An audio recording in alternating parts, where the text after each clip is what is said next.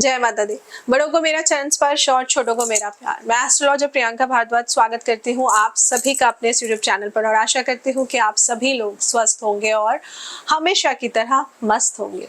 मैं एक जन्म कुंडली विशेषज्ञ हूँ। जन्म कुंडली देखती हूँ। जन्म कुंडली देखकर आपके ग्रहों की स्थिति कैसी है वो आपको बताती हूँ। अगर जीवन में आप किसी भी प्रकार की समस्या से गुजर रहे हैं, चाहे वो आपकी पर्सनल लाइफ हो या आपकी प्रोफेशनल लाइफ हो, तो ऐसे में आप मुझसे अपना जन्म कुंडली विश्लेषण कराकर मेरे द्वारा बताए हुए छोटे छोटे उपायों को कर लाभ जरूर पा सकते हैं। आइए वीडियो की शुरुआत करते हैं और आज मैं आप सबसे बात करने आई हूँ आप ही के एक क्वेश्चन को लेकर, जिसमें से आप ही में से किसी ने मुझसे सवाल किया है कि मैम हम इतनी पूजा पाठ करते हैं पर ऐसा क्यों लगता है कि हमारी प्रार्थना नहीं सुनी जाती है, हमारी पूजा में कोई ना कोई कमी रह जाती है, मतलब हमारी पूजा स्वीकार नहीं होती है।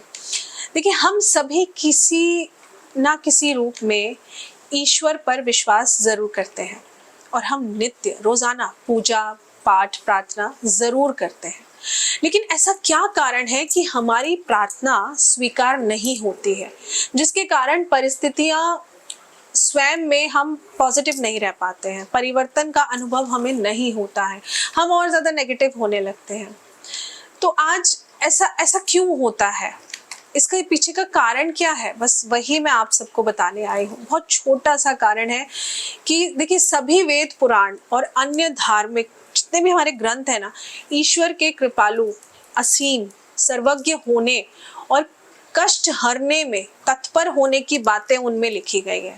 फिर वह ऐसे क्या कारण है कि हमारी इच्छा की पूर्ति, जैसे संबंधों में सुधार नहीं होना, है ना, स्वयं की त्रुटियों का ज्ञान नहीं हो पाना और अन्य दुखों का निवारण हम जब भी प्रार्थना के माध्यम से भगवान से करते हैं तो वो संभव क्यों नहीं हो पाता है।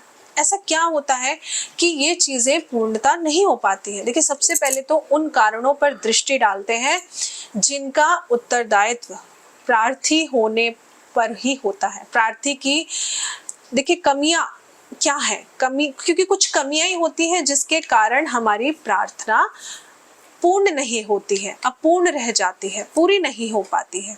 ऐसी क्या क्या चीजें हैं, सबसे पहले तो हम इन पर दृष्टि डालते हैं। भगवान में पूर्णता विश्वास का ना होना, ये सबसे पहला कारण होता है। क्योंकि देखिए, अगर विश्वास है ना तो आप कंप्लेंट नहीं करेंगे। आपको पता है कि प्रभु ने आज नहीं दिया है तो प्रभु कल तो जरूर ही दे देंगे, प्रभु बने ही देने के लिए है। लेकिन प्रॉब्लम ये आती है कि हम कंडीशंस लेके चलते हैं। किसी ने बोला है 5 दिन उपाय कर लो, तो सबसे पहले तो हम उसी से सवाल कर लेते हैं, है ना। आप लोग मुझसे पूछ लेते हैं मैम ये उपाय 40 दिन ही क्यों करना है, इससे कम नहीं हो सकता क्या, या क्यों करना है 40 दिन, वो क्यों आ जाता है कि आपने ऐसा क्यों करने के लिए बोला है, ऐसा आप लोग पूछते हैं ना। देखिए, जब आप किसी चीज को करते हैं वो भाव बहुत इंपॉर्टेंट है। कहते हैं ना, खाना खा रहे हैं, पानी पी रहे हैं, तो पॉजिटिव सोचिए, बस सोचिए हाय मैं बीमार हूँ, हाय मैं तो ठीक ही नहीं हो रहा, हाय मेरी तो दवाइयाँ नहीं खत्म हो रही, और खाना खा रहे हैं तो वो दवाई शरीर में जाके भी वही नेगेटिव वाला काम करेगी, क्योंकि हाय हाय तो आप पहले ही बोलते आ रहे हैं, है ना। तो यही कुछ रीजन है कि पूर्णता ईश्वर में विश्वास ना होना। हमारा भगवान, हमारे जो भगवान है उन पर विश्वास तो होता है, लेकिन वो विश्वास संपूर्ण नहीं होता है। प्रार्थना के अनुत्तरित होने का यही सबसे बड़ा एक प्रमुख कारण होता है कि हमें भगवान पर पूर्णता विश्वास नहीं होता है। अपनी योजनाएं बन रही होती है हमारे मन में, और योजनाएं बनाने का कारण यही होता है कि हम अपने सामर्थ्य और बुद्धि विवेक पर अधिक भरोसा करते हैं, लेकिन हम प्रभु पर भरोसा नहीं करते हैं। दूसरी सबसे बड़ी इंपॉर्टेंट चीज कि दृढ़ता की कमी होना।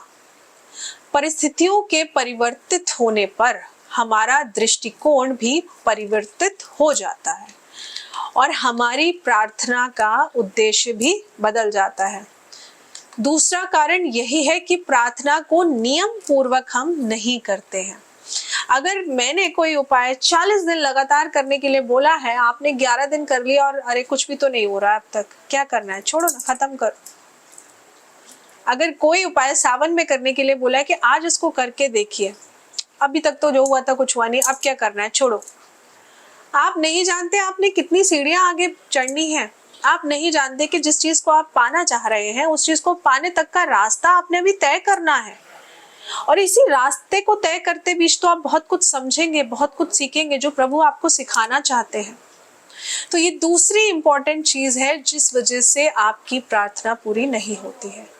और प्रार्थना के पूर्ण होने में समय का अधिक लगना, ये भी एक सबसे बड़ा कारण है कि जब आप किसी चीज की प्रार्थना करते हैं कि भगवान हमें ये दे दो या भगवान ऐसा कर दो, तो प्रार्थना के पूर्ण होने में अधिक समय लग जाता है। क्योंकि हमने भगवान को क्या बोला है, हमें 4 दिन में ये दे देना। आज इंटरव्यू देकर आया हूँ तो कल मेरा ऑफर लेटर आ जाना चाहिए। हम ये नहीं बोलते कि चलो अगर आज यहाँ नहीं हुआ तो मुझे इंटरव्यूज मेरे रेगुलर करके रखना, ऐसा नहीं बोलते ना कभी। क्योंकि हम भगवान को लास्ट मिनट का बिल्कुल शॉर्ट दे ही देते हैं कि बस हमें यही दे देना। हम ये नहीं बोलते कि अगर किसी कारणवश ये हमें ना मिला तो आप हमारे रास्ते को बंद मत करना, हमारे इंटरव्यू को रेगुलर रखना, ताकि जो हमारी किस्मत में वो हमें मिल जाए, है ना। ये गलती होती है ना। और इसी वजह से तो फिर मनुष्य को क्या लगता है, उदासीन होकर प्रार्थना का नियम भंग कर देता है। उसको लगता है इतने दिन में तो कुछ हुआ नहीं, अब क्या हो जाएगा। ये भी गलत है। मन का एकाग्र ना होना, जब भी आप पूजा पाठ करते हैं, प्रार्थना करते हैं, तो प्रार्थना करते समय हमारा ध्यान जो है वो ईश्वर पर कम और इच्छित फल पर अधिक रहता है। मानते हैं ना आप इस बात को कि अगर मैं आपको कोई उपाय करने के लिए बोलती हूँ तो मुझे बताना पड़ता है कि भाई इस उपाय को करोगे तो धन का आगमन होगा, इस उपाय को करोगे तो हस्बैंड वाइफ के रिश्ते सुधरेंगे। तो जब आप वो उपाय कर रहे होते हैं ना, तो आपका ध्यान उपाय की तरफ नहीं होता है। आप मंत्र जाप करते हो, आपका ध्यान मंत्र जाप की तरह नहीं होता। आप वो चीज सोचते हो, जिन्हें पैसा चाहिए वो सोचता है अच्छा मेरी वहां पेमेंट फंसी है, वहां से आ जाएगी, अच्छा वो धूप अगरबत्ती साथ में चल रही होती है और दिमाग में वही चीज होती है। ये गलत है, ये बिल्कुल गलत है। यही वजह है कि प्रार्थना पूरी नहीं होती है। हम देखिए समस्या के समाधान के लिए ही तो समय का निर्धारण भी खुद कर लेते हैं। ये गलत है कि हमें 4 दिन में ये करके दे दो। देखिए समय कहीं बीत ना जाए और पूरे समय इसी बात की चिंता भी हम लोगों को बनी रहती है। फल प्राप्ति की शीघ्रता होने के कारण ही मन हमारा बहुत ही विचलित रहता है। अधीरता के कारण ही मन एकाग्र नहीं हो पाता है, क्योंकि जल्दबाजी है। हमने एक टाइम लिमिट सेट कर दी है भगवान के लिए कि 4 दिन में ये दे दो, नहीं तो हमारे किसी काम की नहीं। लेकिन हम ये नहीं सोचते कि अगर 4 दिन में भगवान ने हमें नहीं दिया ना, तो क्या पता इससे अच्छी चीज और भी है हमारे लिए जो हमें मिल सकती है। और इसके अलावा कहीं ना कहीं मन यहाँ वहां इधर उधर लोगों की बातें और अपने दैनिक कार्यों में भी उलझा रहता है, जिसकी वजह से प्रार्थना में मन पूर्णता सम्मिलित नहीं हो पाता। ये भी एक बहुत बड़ा रीजन है। इसके अलावा प्रार्थना करने का कारण उचित नहीं होता है कई बार। तो देखिए इस बात को ना उदाहरण से मैं आपको समझाने की कोशिश करती हूँ। कोई विद्यार्थी साल भर देखिए परीक्षा की तैयारी नहीं करता है, और परीक्षा के समय जब उसका एग्जाम होता है तो बड़ा उत्तीर्ण होके भगवान की शरण में पहुंच के भगवान से प्रार्थना करने लगते हैं कि अब आप ही हो, जो कुछ हो आप ही मेरा बेड़ा पार करोगे। तो ऐसा तो हो नहीं सकता। अगर जन्म के समय किसी का रंग सांवला है और वह गोरे होने के लिए भगवान की प्रार्थना कर रहा है, तो मतलब ये कुछ ऐसे कारण है, आप समझ रहे हैं कि जो नियति ने लिखा है वो तो होगा, लेकिन उसको बदलने के लिए आपको कर्म भी तो करना पड़ेगा ना। कुछ लोगों को फेयर एंड लवली क्रीम लगानी पड़ेगी, कुछ लोगों को संतूर सोप यूज करना पड़ेगा। ये मैं इसलिए बता रही हूँ कि कर्म करना पड़ेगा आपको।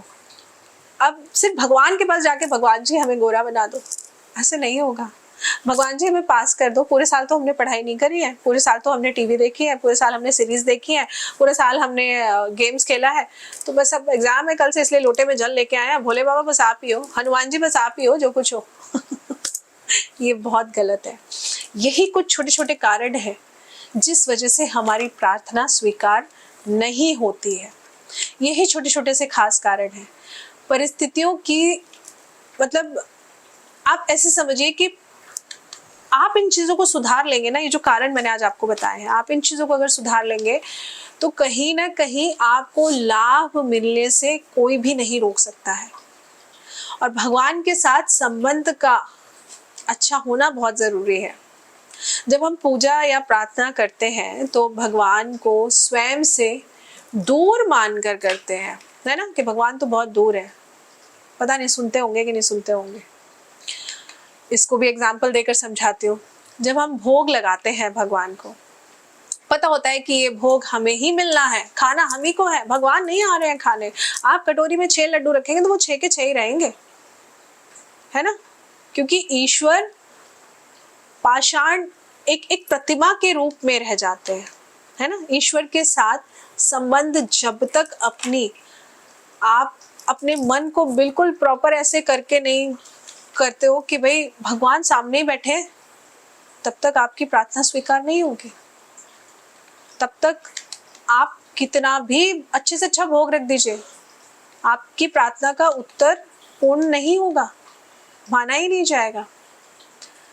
और एक और इम्पोर्टेंट चीज, न्याय संगत आचरण का पालन ना करना। किसी भी प्रार्थना, यज्ञ या अनुष्ठान जब आप करते हैं तो इसकी सफलता के लिए ये बहुत ही जरूरी है, आवश्यक है कि धर्मयुक्त आचरण का सदैव आप निर्माण अपने अंदर कर कर रखिए। अगर कोई अपने स्वार्थ की पूर्ति के लिए झूठ बोल रहा है, कपट कर रहा है, कपट का सहारा ले रहा है, तो उसकी पूजा प्रार्थना कभी भी सफल नहीं होती है। इसके साथ ही किसी भी प्रकार के नकारात्मक कर्म जैसे झूठ बोलना, चुगली करना, किसी की बुराई करना, चोरी करना, है ना, नकारात्मक सोच रखना या नकारात्मक खाने पीने की चीजों को खाना, कम प्रार्थना करना, व्यर्थ में फालतू में इधर उधर भटकना, ये सब आपकी प्रार्थना को खराब कर देते हैं।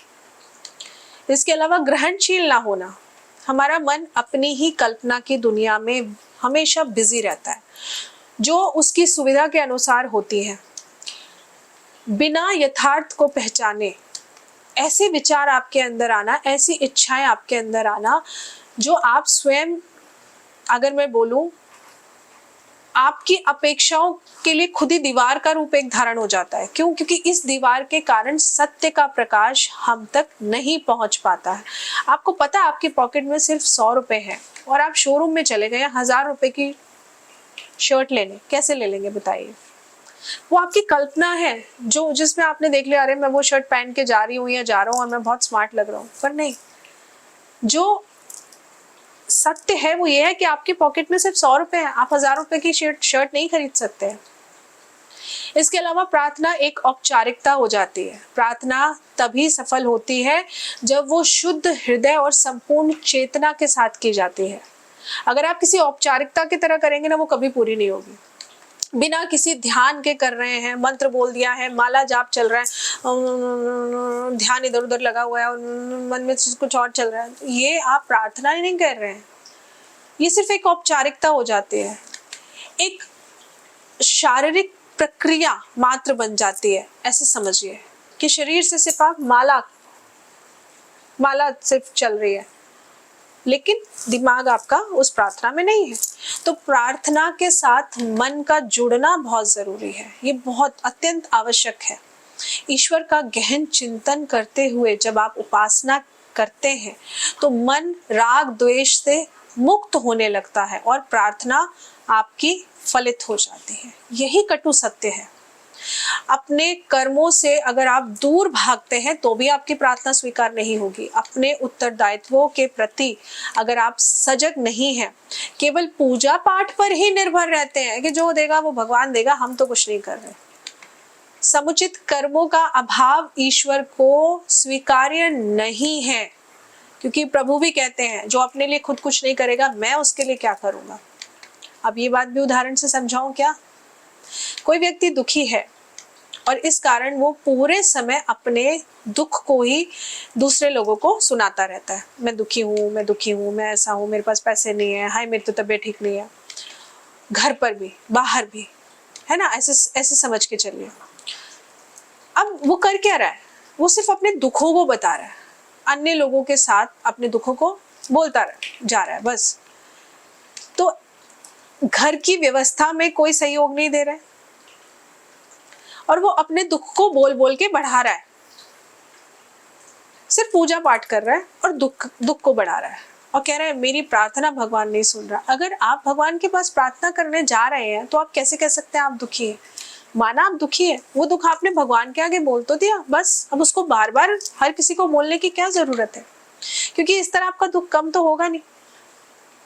तो ये कुछ छोटे छोटे कारण हैं जिनको अगर आप समझ लेंगे तो आप समझेंगे कि आपकी प्रार्थना में, पूजा में कमी क्यों रह जाती है, क्यों आपकी प्रार्थना स्वीकारी नहीं जाती। आशा करती हूँ कि आपको वीडियो अच्छी लगी होगी, आपको मेरे द्वारा दी हुई जानकारी अच्छी लगी होगी। नीचे कमेंट करके बताइएगा ज़रूर आपको क्या लगता है कि प्रार्थना क्यों नहीं स्वीकारी जाती है आपकी, या ऐसा और क्या होता है जिस वजह से आपकी पूजा अधूरी आपको लगता है। हम तो बहुत पूजा करते हैं, क्योंकि जो कारण मुझे पता है वो सब तो मैंने आपको बता दिए, लेकिन अगर आपके पास कुछ और हो तो मुझे बताइएगा ज़रूर नीचे कमेंट करके। अभी के लिए इजाज़त लेती हूँ और खुश रहिए, मस्त रहिए, वीडियो को लाइक करिए, ज़्यादा से ज़्यादा शेयर करिए। जय माता दी।